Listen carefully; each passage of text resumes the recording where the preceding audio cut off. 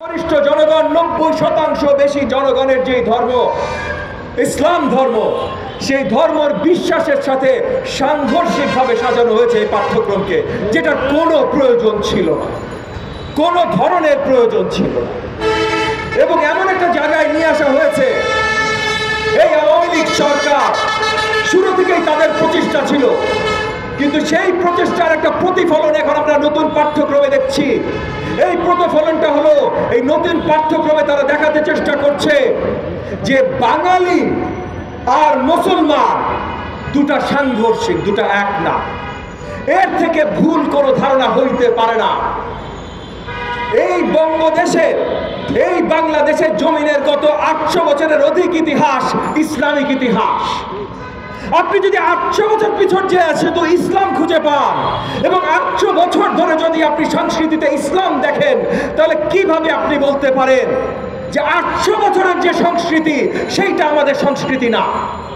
কিভাবে আপনি সেটা আমাদের তরুণ সমাজকে, ছাত্র সমাজকে বুঝাইতে চেষ্টা করেন?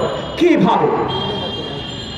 এই যে আওয়ামী লীগের যে সৃষ্টি, আওয়ামী মুসলিম লীগ, এই আওয়ামী মুসলিম লীগের যারা নেতারা ছিলেন, মহান বাংলার নেতা সাওহরাওয়ার্দী সাহেব, আবুল হাশেম সাহেব, বঙ্গবন্ধু শেখ মুজিবুর রহমানের নেতা যারা ছিলেন, একটু ইতিহাসের পাতায় আমাদের ছাত্ররা জানে, একটু ইতিহাসের পাতা ঘাটলে দেখবেন তারা প্রথম সঠিক পরিচিতি দিয়েছিল বাঙালি মুসলমান জাতীয়তাবাদী মানে কি, এবং বাঙালি জাতীয়তাবাদী মানেই ছিল বাঙালি মুসলমান জাতীয়তাবাদী। এইটার বিরোধিতা করেছিল কলকাতা ভিত্তিক ভদ্রলোকরা, হিন্দু ভদ্রলোকরা, যারা বাঙালি হিন্দু জাতীয়তাবাদী সৃষ্টি করেছিল বাঙালি মুসলিম জাতীয়তাবাদীর বিরোধিতা করবার জন্য। এবং এই বাঙালি মুসলিম জাতীয়তাবাদীর তৈরি, এইটার বেসিক ডেফিনিশন যারা দিয়েছেন সাওহরাওয়ার্দী সাহেব, আবুল হাশেম সাহেব, তারা ছিলেন বঙ্গবন্ধু শেখ মুজিবুর রহমানের নেতা, তারা ছিলেন আসল আওয়ামী লীগের নেতা। তার মানে আওয়ামী লীগও এক সময় বাঙালি মুসলিম জাতীয়তাবাদীর কথা বলতো। আজকে কি ধরনের পোকা কেটেছে এই আওয়ামী লীগকে, যে এই ফ্যাসিবাদ আওয়ামী লীগ আজকে আমাদের সংখ্যাগরিষ্ঠ মুসলমান জনগণের বিরুদ্ধে যে তারা নতুন ধরনের বাঙালি জাতীয়তাবাদ তৈরি করতে চেষ্টা করছে। জাতীয়তাবাদ ভাই এখন একটা, বাংলাদেশি জাতীয়তাবাদ। আমার দেশ, আমার মাটি, আমার প্রাণ, আমার মা বাংলাদেশ। যত ধরনের জাতীয়তাবাদীর কথা হবে বাংলাদেশি জাতীয়তাবাদীর কথা হবে, এর বাইরে কোনো কথা আমরা শুনতে চাই না। শিক্ষাক্রম, এই যে নতুন পাঠ্যক্রম, এইটার বদল আনতে হবে। এইটার বদল কিভাবে আনতে হবে?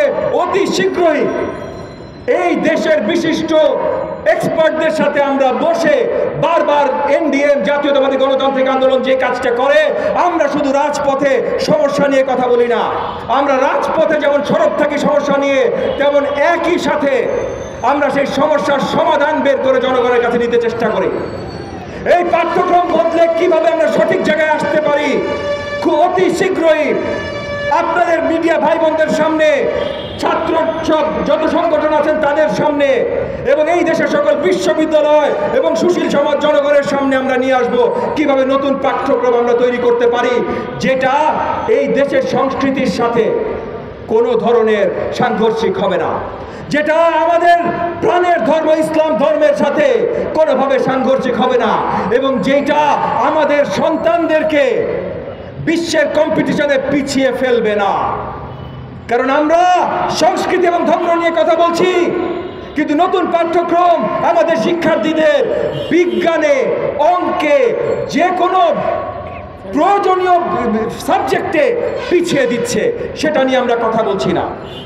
পাঠ্যক্রম পুরোপুরিভাবে ঢেলে নতুন সাজাতে হবে, যেন আমাদের ছাত্রছাত্রীরা পিছিয়ে না পড়ে, যেন আমাদের ছাত্রছাত্রীরা বড়াই করে বলতে পারে কেমব্রিজ, অক্সফোর্ড, হার্ভার্ড, স্ট্যানফোর্ড বিশ্ববিদ্যালয় থেকে আমরা কোথাওভাবে পিছিয়ে নাই। বাংলাদেশের শিক্ষা ফিনল্যান্ডের থেকে ফলো করতে হবে না, ফিনল্যান্ড, নরওয়ে বাংলাদেশের শিক্ষা ফলো করবে ইনশাআল্লাহ।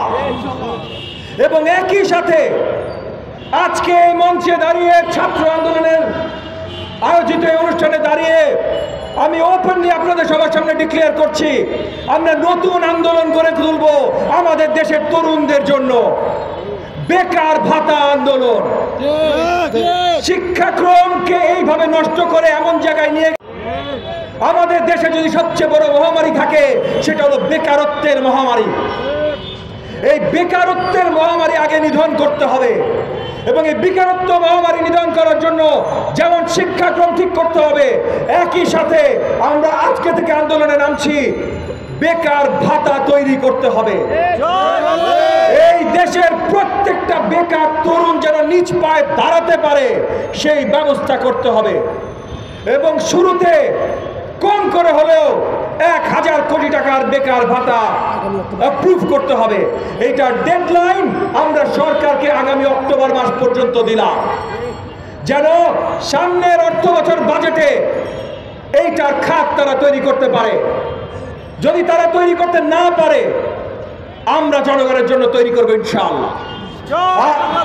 আর যদি শিক্ষা খাতে তারা এইভাবে বাঁ হাত দিয়ে নষ্ট করে, আমাদের তরুণদের ভবিষ্যৎ নষ্ট করে, দেশ ও জাতির ভবিষ্যৎ নষ্ট করে, তাহলে আন্দোলন কাকে বলে আওয়ামী লীগ এখনো দেখে না। আসল আন্দোলন আমরা তখন সৃষ্টি করব। নির্বাচন নিয়ে আমরা আন্দোলন করেছি, ঠিক আছে, অনেক জয় আমরা পেয়েছি, কিন্তু আসল জয় আমরা পাই নাই, ওখানে পরাজিত হয়েছি। এখনো ফ্যাসিস্ট আওয়ামী সরকার ক্ষমতার মসনদে আছে। কিন্তু সেই আন্দোলন কিচ্ছু আসবে যাবে না যখন আমাদের ছেলে মেয়ের গায়ে হাত দিবেন, যখন আমাদের তরুণ সমাজের শিক্ষাক্রমে হাত দিবেন, যখন তাদের ভবিষ্যৎ নিয়ে ছিনিমিনি খেলবেন। সেই আন্দোলন আপনারা কেউ থামাইতে পারবেন না। সামনের আন্দোলন হবে আমাদের তরুণ সমাজের জন্য আন্দোলন, সামনের আন্দোলন হবে আমাদের শিক্ষার্থীদের জন্য আন্দোলন, সামনের আন্দোলন হবে আমাদের বেকার সমাজের জন্য আন্দোলন। এই আন্দোলন আমাদের বাংলাদেশের আন্দোলন।